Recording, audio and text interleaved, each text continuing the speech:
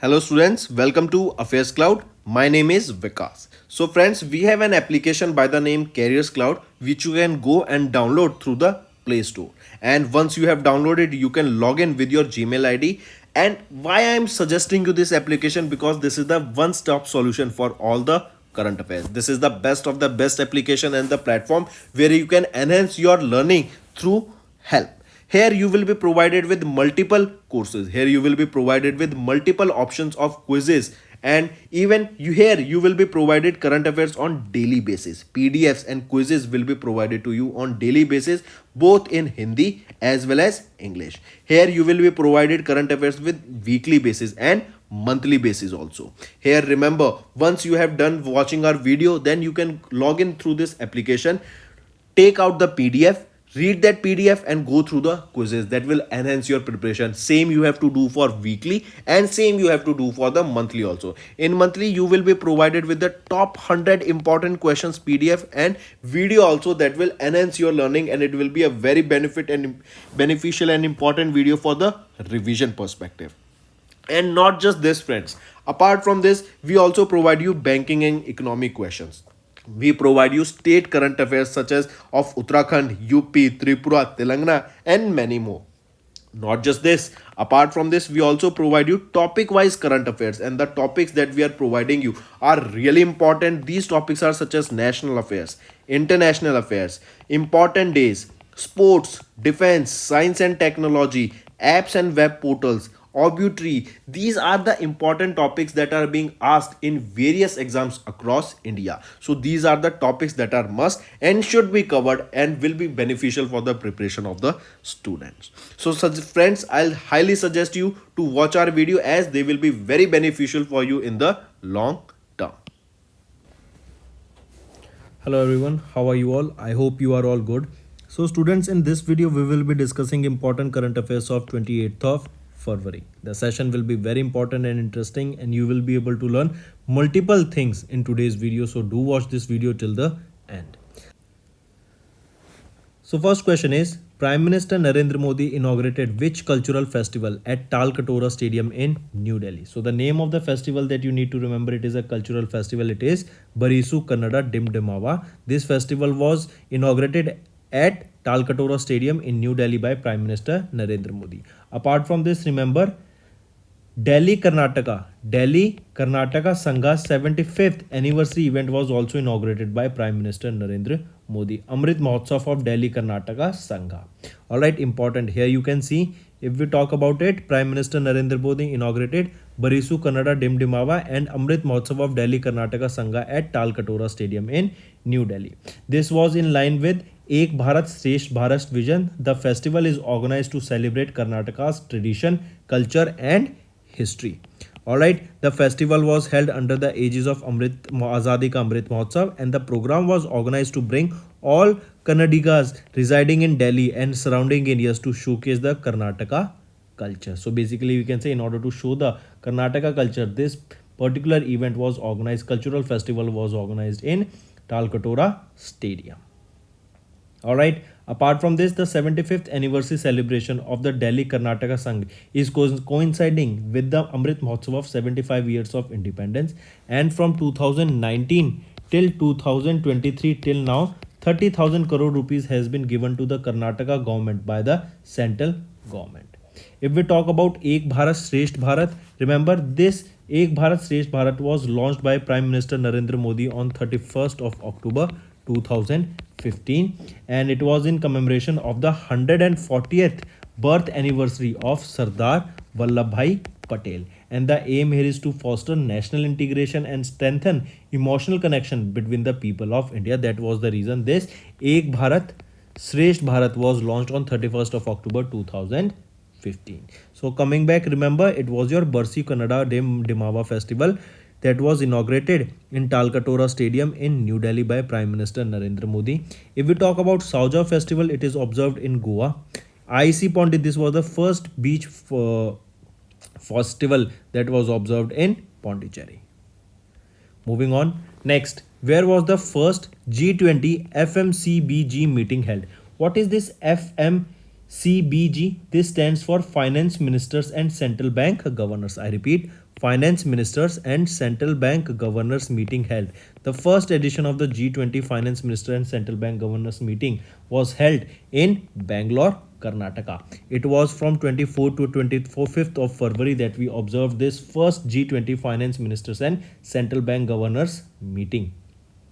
All right. Apart from this, remember this was the first edition, right? Now we are talking about the second finance and central bank deputies meeting. I repeat, finance second edition of finance and central bank deputies meeting. This was held on 22nd of Feb. And if asked about the finance minister first edition of the G20 finance minister and central bank governors meeting, it was observed in Bangalore. All right, important, mark this. Also, if we talk about this first edition, who chaired this meeting? It was co-chaired by Union Minister Nirmala Sitharaman and Dr. Shaktikant Das of Reserve Bank of India. So these two organized. So question can also be asked that name those person who co-chaired the first G20 FMCBG meeting that was held in Bangalore. It was co-chaired by Nirmala Sitharaman and Dr. Shaktikant Das. All right. Next, here you can see the first G20 FMCBG meeting. It was co-chaired by Nirmala Sitharaman and Dr. Shaktikant Das. And if we talk about the second Finance Commission, that is your Finance and Central Bank Deputies meeting, this was co-chaired by Ajay Sheth, Secretary of Economic Affairs, and Dr. Michael D. Patra, the Deputy Governor of RBI, on 22nd of January in Bangalore, Karnataka. And these both meetings were held in Karnataka only. Moving on.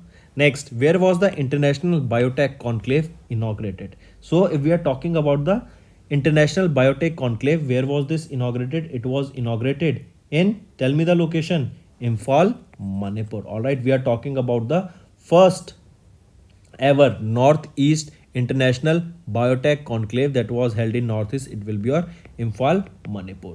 If the name of the person is asked, that you can remember Dr. Jitendra Singh has inaugurated this International Biotech Conclave in Imphal, Manipur. Important, very important. All right. If we talk about this only, Dr. Jitendra Singh, who is our Minister of Science and Technology, inaugurated this International Bioresource Conclave and Ethnopharmacology Congress at the City Convention Center in Imphal, Manipur.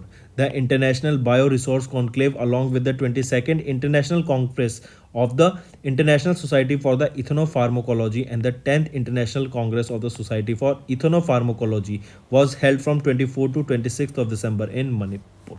Remember this also. Alright, the International Bioresource Conclave, mark this, and I want you to take a note of this. Alright, take a note. International Bioresource Conclave for 2022 along with 2023 along with the 22nd International Conference or Congress of the International Society for Ethnopharmacology and 10th International Congress of Society for Ethnopharmacology. These were also held from 24th to 26th of February in Manipur. Next, the events were themed upon reimagine ethnopharmacology, globalization of traditional medicine, and this is the theme on which these events were particularly held. Next we are talking about Northeast India's first compressed biogas plant. I repeat, Northeast India's first biogas plant. Where it will be set up? It will be set up in Assam. Alright, Chief Minister Himanta Biswa of Assam stated or laid the foundation stone for the Northeast India's first compressed biogas plant. If we talk about this biogas plant, remember this will have a capacity of 5 ton per day. Alright, and it will be where? It will be in Assam. Next thing you need to remember that this plant will be operational by November 2023. The biogas unit in Sonpur, Assam is being set up under the Centre's Sustainable Alternative Towards Affordable Transportation scheme, that is your under SATAK scheme. This particular compressed biogas plant is being set up. And what is this SATAK scheme stands for? It stands for Sustainable Alternative Towards Affordable Transportation. And apart from this, remember this SATAK scheme was launched on 1st of October 2018. So this is your SATAK scheme under which Northeast India's first compressed biogas plant is being set up, and where? In Assam. Next, Next is Prime Minister Narendra Modi has inaugurated Adi Mahotsav at Major Dhyan Chand National Stadium in New Delhi. I repeat, Adi Mahotsav, the mega national tribunal festival that was held from 16th of February to 27th of February in 2023 at Major Dhyan Chand National Stadium in New Delhi. The festival was inaugurated by Prime Minister Narendra Modi on 16th of February 2023 in the presence of Arjun Munda, who is our Union Minister for Tribal Affairs. If we talk about this, Adi Mahotsav is an annual initiative of the Tribal Cooperative Marketing Development Federation Limited, that is your TriFed, that comes under the Ministry of Tribal Affairs. This aims to promote tribal culture on a national scale and celebrate the spirit of traditional arts, crafts, cuisine, and commerce. With more than 200 stalls at the venue, the program highlights the rich and varied heritage of tribals from all across India. So coming back, remember, Prime Minister Narendra Modi has inaugurated Adi Mahotsav at Major Dhyan Chand National Stadium, that is in New Delhi. Next is Ministry of Health and Family Welfare has launched Sarva Dawa Sevan MDA campaign to end filariasis. I repeat, recently Ministry of Health and Family Welfare, they have launched a nationwide campaign, that is Sarva Dawa Sevan, a mass drug administration campaign to eliminate lymphatic filariasis by 2027. First of all, remember what is the target year for the government of India to reduce or to eliminate lymphatic filariasis. This is a disease. So the target year is 2027. Now the question can be asked that there was a campaign launched, that is your mass drug administration campaign launched to eliminate lymphatic filariasis. What is the name of the campaign? Sarva Dawa Sevan is the name of the campaign that was launched. Which ministry launched it? It was your Ministry of Health and Family Welfare that has launched this, and 3 years ahead of the global target this program was launched. Alright, that means if we talk about the global target to eliminate lymphatic filariasis, it is 2024, and for India it will be 2027.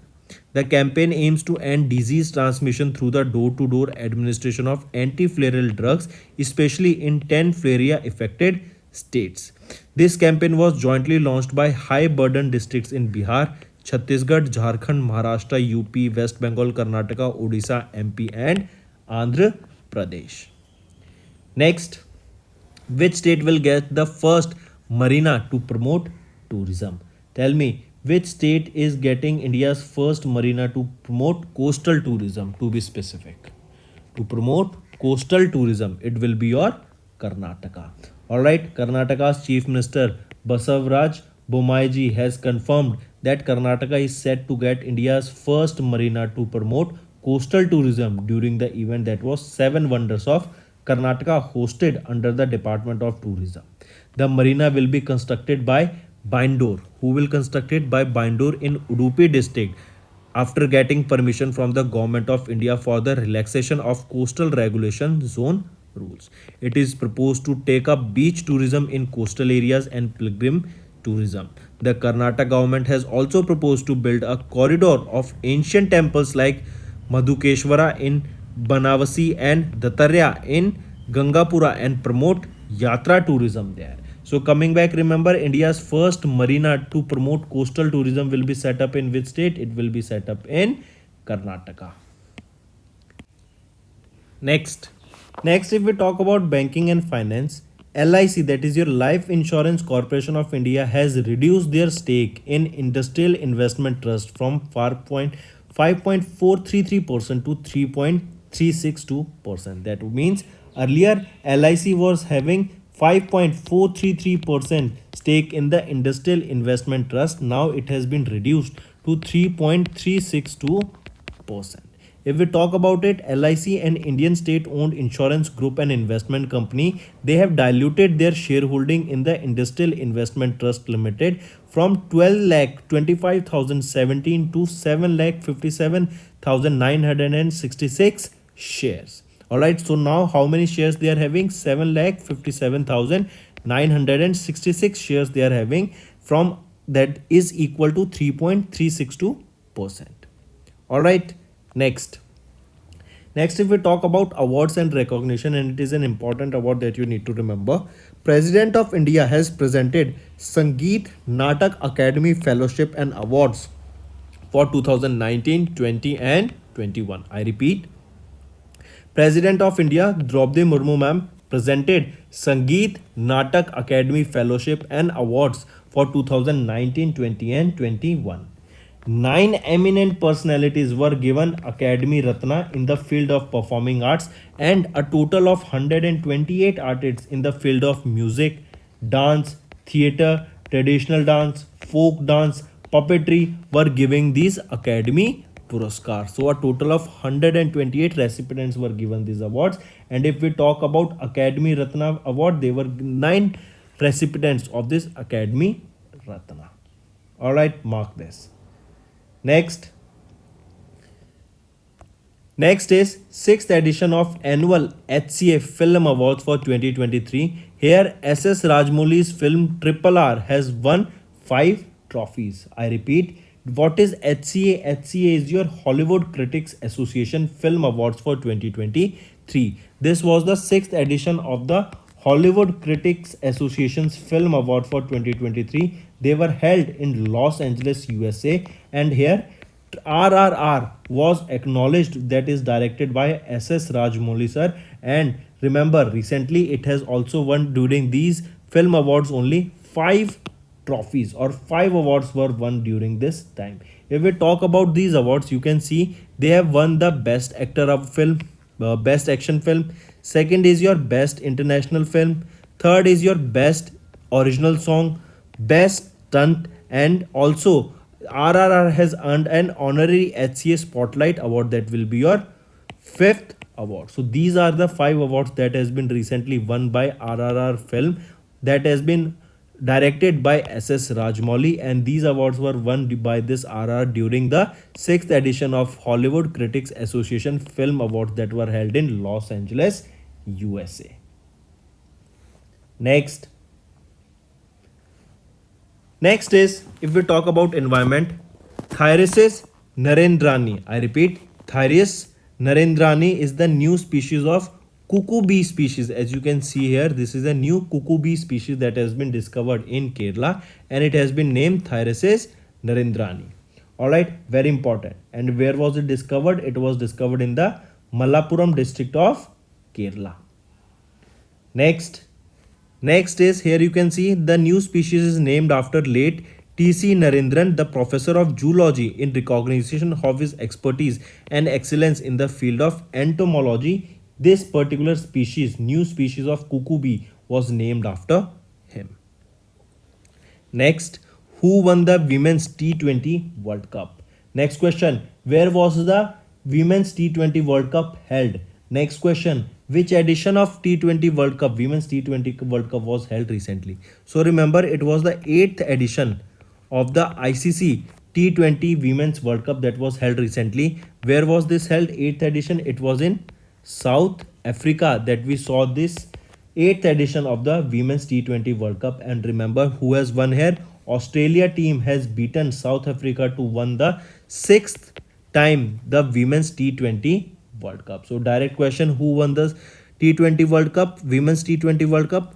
Australia. Who won the 8th edition of the ICC T20 Women's World Cup? It is Australia. And remember, it is the 6th time that they have won this World Cup. Alright, apart from this, they faced whom in the finals? It was South Africa versus Australia in the finals, and Australia has defeated them to win the Women's T20 World Cup title. Then remember, it was in 2010, 2012, 2014, 2018, 2020, and now in 2023 that Australia has won the T20 World Cup. So you can see it is 6th time that they have won this World Cup. Next, when do we observe World NGO Day? World NGO Day is observed on 27th of February. Alright, on 27th of February, we observe World NGO Day. This day is observed across the globe to recognize, celebrate, and honor all non-governmental and non-profit organizations that contribute to the society. World NGO Day is celebrated in more than 89 countries and over 6 continents. In the year 2023, this was the 10th edition of the World NGO Day that was observed. So we can say the first time we observed this World NGO Day was in the year 2014. That was on 27th of February 2014. We observed the first edition of the World NGO Day. Here you can see World NGO Day on 27th of Feb. Alright. Next is, when do we observe National Protein Day? When do we observe National Protein Day? It is also observed on 27th of February. This day is observed to create awareness and educate people about the health benefits of protein. And in the year 2023, it was the fourth edition of the National Protein Day that was observed. Also, you can remember the theme that is important. The theme for the National Protein Day is easy access to protein for all. I repeat, what is the theme that you need to remember? It is easy access to protein for all. This is the theme for the National Protein Day observed on 27th of February, which was the fourth edition of this National Protein Day. If we talk about protein, we get protein if we are talking about vegetation or veg people, so they can get protein from pulses. All right, and apart from this, remember, for non-vegetarian people, meat and non-veg material, all that chicken and get, you will be getting the protein from them. If we talk about milk, we get calcium from milk. All right, and in order to digest calcium, we will be requiring vitamin D. And what is the disease caused due to the lack of vitamin D? Rickets.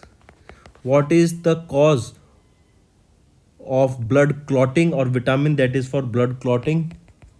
Vitamin K. Next, Kerala UN Women signed a memorandum of understanding to empower women in tourism. I repeat, Kerala has signed a pact with United Nations Women to empower women in the tourism sector. So we can say, you can remember that Kerala Tourism signed a memorandum of understanding with UN Women at the first ever Global Responsible Tourism Summit, which was scheduled to be held for 4 days in Kerala. The objective was to work towards promoting women-friendly tourism in Kerala with a focus on women empowerment.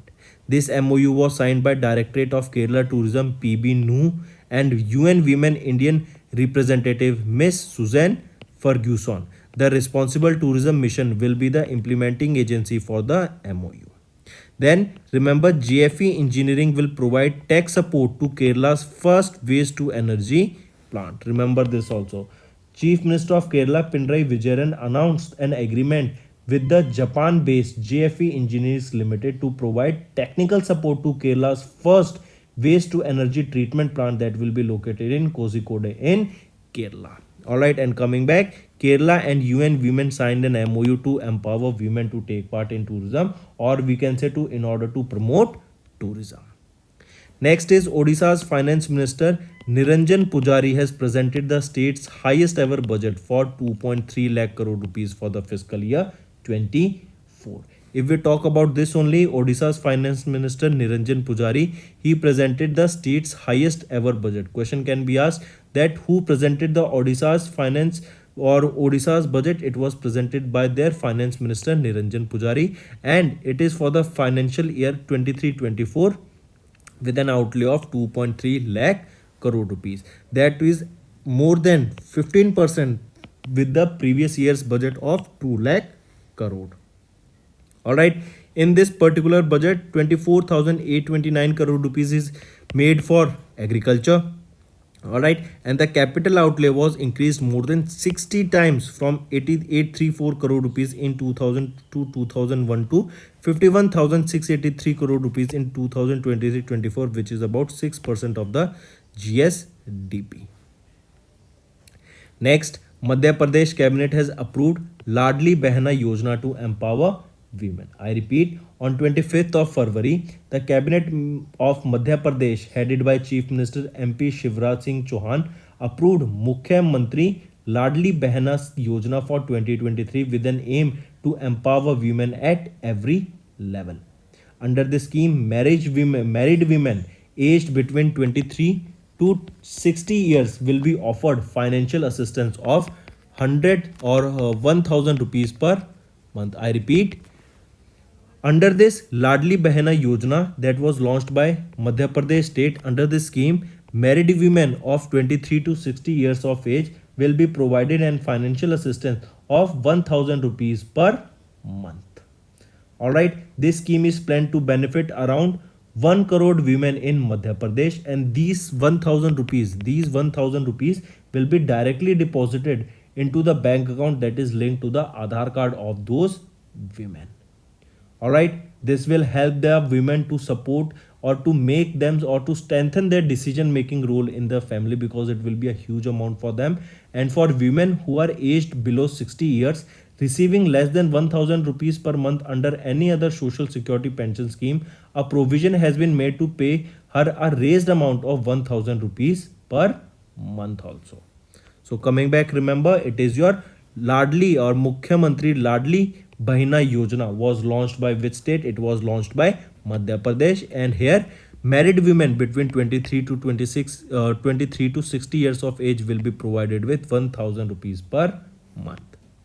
Next, UP government have signed a memorandum of agreement with Tata Technologies to upgrade 150 ITIs. I repeat, recently it is your UP government that has signed a 10-year memorandum of agreement worth 5472 crore rupees with Tata Technologies Limited, a global engineering and digital service company, to upgrade 150 government owned industrial training institutes across 75 districts of Uttar Pradesh. Here modern infrastructure, new technologies, new machines, new training centers where skills will be provided and new softwares will be provided to the people, and their skills will be provided so that they can get educated, they can get skills, and they can find employment. All right, also remember, Tata Technology will invest around 4282 crore rupees, and another 1190 crore rupees will be spent by the UP government on this project for the development of these ITIs. Around 150 ITIs will be upgraded under this memorandum of agreement, and this agreement was signed for 10 years between UP government and Tata Technologies. Alright, if we talk about UP government, who is the Chief Minister? Yogi Adityanath. Governor will be Anandiben Patel. In Uttar Pradesh only Jewar Airport is being built. Then if we talk about Tata Technologies, who will be Chief Operating Officer, Chief Executive Officer and Managing Director? Warren Harris. Headquarter will be in Pune, Maharashtra, and in 1989 it was established. Next and the last news for the day is Ellora Ajanta International Festival 2023, held in Maharashtra from 25th to 28th of February in 2023. I repeat, Ellora Ajanta International Festival was held where? It was held in Maharashtra. It was held from which date to which date? It was from 25th to 28th of February in 2023. This was a 3-day long festival, that was Ellora Ajanta International Festival, that was held in Chhatrapati Sambhaji Nagar, formerly known as Aurangabad, Maharashtra, from 25th to 28th of February. Alright, very important. So friends, these were all your current affairs. Now let's go for a quick revision. PM Narendra Modi inaugurated Barisu Kannada Dim Dimava and Amrit Mahotsav of Delhi Karnataka Sangha at the Talkatora Stadium in New Delhi. First G20 Finance Ministers and Central Bank Governors and second edition of G20 Finance and Central Bank Deputies meeting was held in Bangalore. Both the meetings were held in Bangalore from 22nd to 25th of February. Union Minister Dr. Jitendra Singh has inaugurated International Biotech Conclave in Imphal, Manipur. Chief Minister Himanta Biswa Sarma has laid the foundation stone of Northeast India's first compressed biogas plant. Prime Minister Narendra Modi inaugurated Azadi Mahotsav at Major Dhyan Chand National Stadium, that is in New Delhi. Ministry of Home and Family Welfare launched Sarva Dava Sevan, a MDA campaign to end flareasis, and the target of India is 2027 to end the flareasis. Next, Karnataka to get India's first marina to promote coastal tourism. Basically, in order to promote tourism, Karnataka will be getting their first marina. Then LIC has reduced their stake in Industrial Investment Trust from 5.433% to 3.362%. Next, President of India presented Sangeet Natak Academy Fellowship and Awards for 2019, 20 and 21. Sixth edition of HCA Film Awards for 2023 were presented, and SS Rajmouli's film RRR has won the 5 trophies here. Thyrius narendrani, the new cuckoo bee species, has been discovered in Kerala. 8th edition of ICC Women's T20 World Cup for 2023 was held in South Africa, and Australia has won the 6th title, defeating South Africa. World NGO Day observed on 27th of February, 4th National Protein Day on 27th of February, and Kerala and UN Women has signed a memorandum of understanding to empower women in tourism.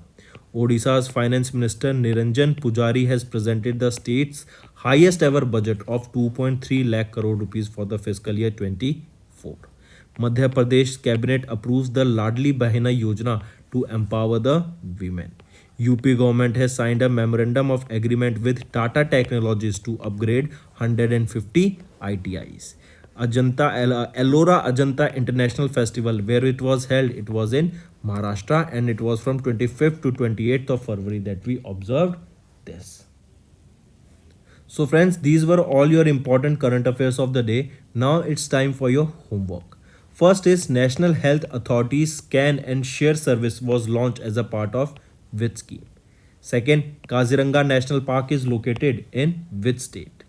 Third, which country launched National Green Fiscal Incentive Policy Framework? So these are your 3 homework questions, friends. I hope you have understood the assignment. All you have to do now is like the video and comment below and let us know what are your views on such session. I hope the session was interesting, and if you find the session to be interesting, I want to see maximum likes and comments on this channel. That will motivate us to make better content for you in the long term. So that's all for the day, friends. Thank you and have a nice day. That's all for the day, friends. I hope you enjoyed the session, and you can follow us on the YouTube channel, as well as apart from YouTube channel, you can go and follow us at AffairsCloud Telegram channel. And if you have any queries related to the content or the of courses offered to you or the payment which you did on the application, you can contact us on the number provided, that is 7677333862. Apart from this, friends, you can follow us on the Facebook as well as on Instagram handle, that is AffairsCloud_official. In the end, friends, if you use a code that is Vikas10, you will be getting an additional extra 10% discount by using this code Vikas10. Also, if you have any problem regarding the course purchase, any problem regarding to our application, you can contact us on the mobile number, that is 9677333862. And if you want to mail us, you can also mail us on support@affairscloud.com, and I assure you that our representative from us will be contacting you soon and resolving your issue.